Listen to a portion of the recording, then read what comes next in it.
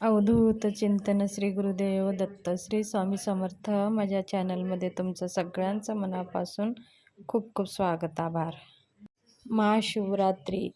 महाशिवरात्रीच्या दिवशी आपल्याला कोणकोणते सेवा करायचे आहेत, उपाय करायचे आहेत.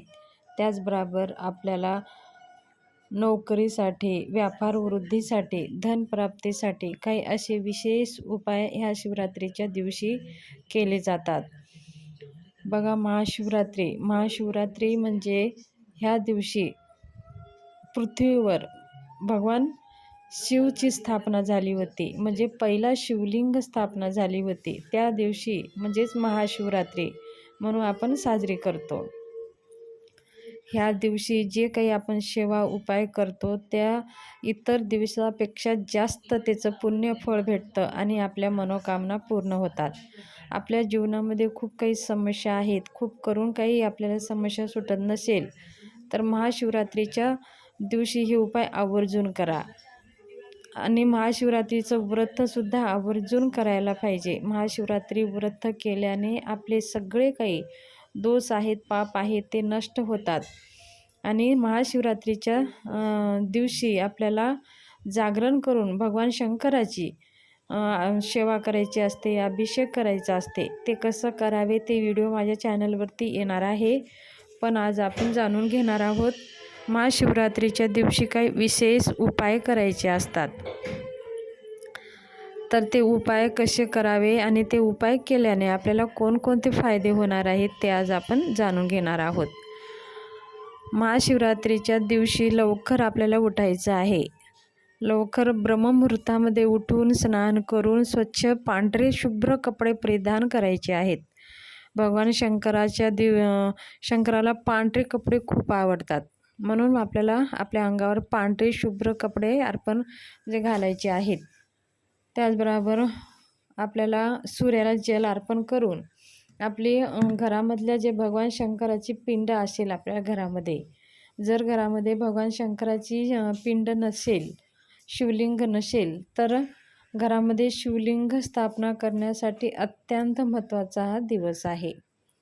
ह्या दिवशी आपण आपल्या घरामध्ये शिवलिंग नसेल तर शिवलिंग आणून आपण विधिवत पूजा करून घरामध्ये शिवलिंगाची स्थापना करू शकता. तर आपल्याला लवकर उठून आंघोळ करून सूर्याला जल देऊन आपल्या देवघरामधल्या भगवान शंकराच्या पिंडीवर आपल्याला अभिषेक करायचा आहे. आपल्याला अभिषेक कसं करावे बघा, अभिषेक करताना साध्या पद्धतीने आपल्याला अभिषेक करायचा आहे. तुम्हाला जर रुद्रपाठन येत असेल तर रुद्रपाठन करा. तुमच्याकडे नित्य पुस्तक असेल तर नित्य सेवामध्ये रुद्र मराठीतून पण आहे आणि प्राकृतमध्ये सुद्धा आहे. तुम्हाला जर संस्कृत वाचायला जमत नसेल तर तुम्ही प्राकृत म्हणून सुद्धा अभिषेक करू शकता. त्या भगवान शंकराच्या पिंडीवर अभिषेक करताना आपल्याला गळती लावायची आहे. गळती म्हणजे आपण जे काही मंत्र म्हणून आपण अभिषेक करतो तर आपलं भगवान शंकराच्या पिंडीवरती ते अखंड जल अर्पण करत राहायचं आहे. जर तुम्हाला रुद्र वाचायला जमत नसेल तर तुम्ही शिव महिम स्तोत्र वाचून तुम्ही भगवान शंकराच्या पिंडीवर अभिषेक करू शकता. किंवा जर ते पण येत नसेल तर महामृत्युंजय मंत्र आपल्याला 108 वेळेस म्हणून महामृत्युंजय मंत्र म्हणून भगवान शंकराच्या पिंडीला अभिषेक करायचा आहे. आणि आपल्याला हे मंत्र म्हणून अभिषेक करत असताना आपल्या भगवान शंकराच्या पिंडीवर जल अर्पण करत राहायचं आहे. जर गळती नसेल तर तुम्ही पळी पेल्याने भगवान शंकराच्या पिंडीवर अर्पण करत राहा, महामृत्युंजय मंत्र म्हणत राहा. आणि 108 वेळा झाले तर मग आपल्याला भगवान शंकराची पिंड स्वच्छ पुसून घ्यायचं आहे. आणि एक पाटा ठेवायचा आहे, त्याच्यावरती एक पांढरा कपडा अंथरून त्याच्यावर थोडीशी अक्षता ठेवून भगवान शंकराची पिंड त्याच्यावरती स्थापना करायची आहे. मग शंकराच्या पिंडीला धूपदीप ओवाळून भस्म लावून नैवेद्य अर्पण करायचं आहे.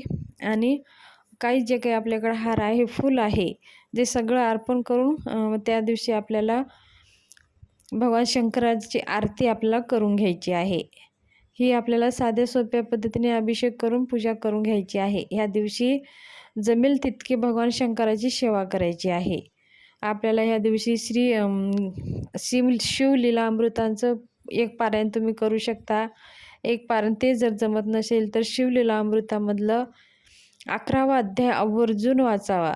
11वा अध्याय वाचल्याने पूर्ण शिवलीला वाचण्याचे पुण्यफळ आपल्याला मिळणार आहे.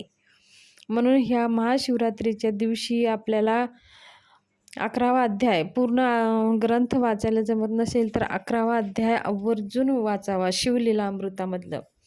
त्याचबरोबर शिवस्तुती आपल्याला म्हणायची आहे, शिवमंत्र म्हणायचा आहे. श्री शिवाय नमस्तुभ्यम, श्री शिवाय नमस्तुभ्यम या मंत्राचे यथाशक्ती आपल्याला जप करायचा आहे. या सगळ्या सेवा आपल्याला सकाळी करू शकता. जर तुम्हाला वेळ असेल तर तुम्ही ह्या सेवा आपल्याला रात्री 11 वाजल्यापासनं तर ते 1 वाजेपर्यंत ह्या सेवा तुम्ही करू शकता. कारण का रात्रीचं खूप महत्त्व आहे. भगवान शंकराच्या पिंडीवर अभिषेक करण्यासाठी रात्रीचं खूप महत्त्व आहे. म्हणून आपण रात्री ह्या सेवा करू शकता. समजा तुम्हाला रात्री जमत नसेल तर तुम्ही दिवसा कधी पण भगवान शंकराच्या पिंडीवर अभिषेक करून च्या पिंडीवरती ह्या सेवा तुम्ही करू शकता. अत्यंत प्रभावशाली ह्या सेवा आहेत. आता बघा, आपण जाऊया आपल्या उपायाकडे. आपल्याला व्यापार वृद्धी होत नाही किंवा काही अडथळे येतात, आपण करतो एक आणि होतं एक, ह्या सगळ्या गोष्टी आपल्याला घडत असेल तर आपल्याला काय करायचं आहे, एक धतुरा घ्यायचा आहे आणि ते धतुरा सुकलेलं नसावं आणि त्याची दांडी असावी आणि तो ताजा असावा. असं नाही शिळा 2-4 दिवसांनी तोडलेला, ते ताजा असावा. दुकानातून तुम्हाला सहज भेटून जाईल. ते धतुरा घ्यायचा आहे. रात्री 12 वाजता आपल्याला भगवान शंकराच्या मंदिरात जायचं आहे आणि आपल्याला ओम नमः शिवाय किंवा महामृत्युंजय मंत्र जप करत राहायचं आहे. रात्री ठीक 12 वाजता जायचं आहे. भगवान शंकराच्या पिंडीवर ते धतुरा अर्पण करायचं आहे. मग बाहेर येऊन आपल्याला बसायचं आहे. अर्धा तास आपल्याला बसायचं आहे मंदिरामध्ये, 12 ते 12:30.